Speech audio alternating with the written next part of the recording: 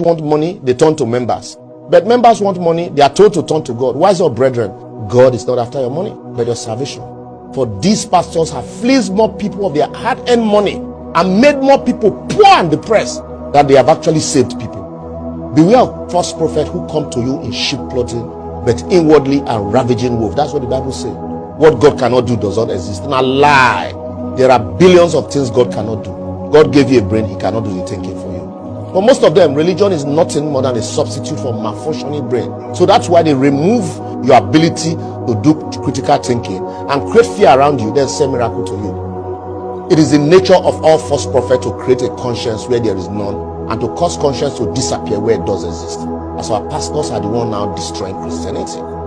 It is not in doubt that religion is the opium of the masses, and a lot of false prophets have taken advantage of this to deceiving unsuspecting followers for their own benefit.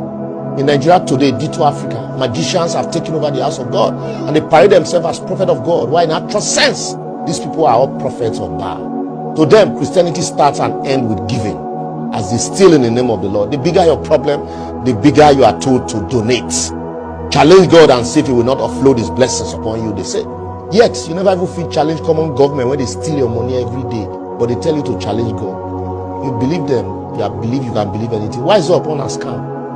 So that's why they remove your ability to do critical thinking and create fear around you, then say miracle to you. That fear, the key that unlocks the pocket of the rich and the poor and gullible. They tell you, even though I walk through the valley of the shadow of death, I will fear no evil, but the Lord is with me.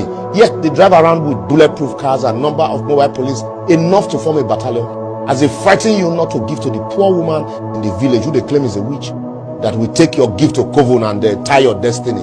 So rather bring it to the church so that the pastor will lay hand on it and before he gives it away. All on a job. That's 419 mentality. They would raise sword against anyone that preaches against tithe and offering, or first fruit, or taxes that they collect, even if that person is a true Christian or one of them. That's why everything to them starts and ends with donation. Let 20 people come out to give 1 million naira. After that 1 million, they go still reach 100 naira and 5 naira, stealing from both the rich and the poor. They are quick to shout Malachi 3:10. But we never pointed to Deuteronomy 14:22-29, where the law of tithing was actually established and you were instructed to eat your tithe. That is why they celebrate the fraudulent, the corrupt, the wealthy than the meek and the righteous. They claim to be modern day Levi, but they forget that Levi is a tribe in Israel and yet are not a calling. So show me a Levi and I will give you my tithe. So why they don't call you into Tinubu or Bill Gates or Elon Musk family? Only thief masquerading as chief. Instead of a place of worship, they have turned the church into a gathering where the best of cars, clothing, and materialistic things are showcased. Comic relief are entertained because of the hollowness and lack of godliness in these places.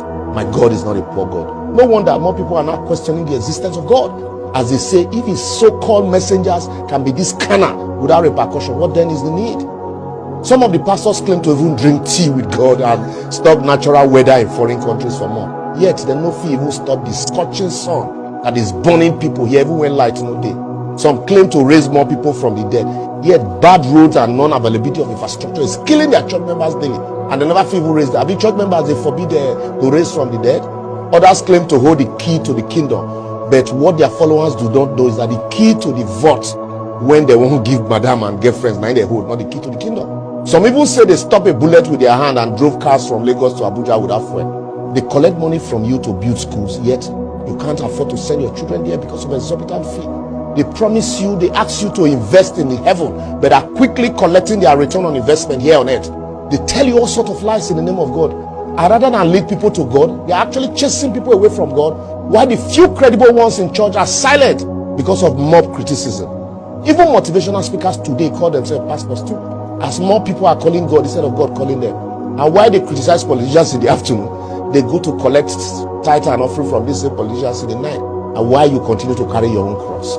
I will therefore advocate until we begin to judge this so-called God of men, masquerading as men of God, so that we also will be judged. We will continue to have charlatans occupy the pulpit until they completely eradicate the gospel and replace it with their own thoughts. True religious leaders must urgently rise up and speak up if they must salvage the already bad situation. To return to higher standard of living, the church, CAN, PFN, and all other associations must abandon this so-called prophet and seek new leaders of their own choosing. The government on its own owe it a duty to the society to create sanity and must establish laws to limit the proliferation of religious centers, all in the name of winning souls, while they are actually destroying souls. If you like, insult me from now till today. It will not stop me from calling out your pastors. So, well, let me listen to your insults on our comment section.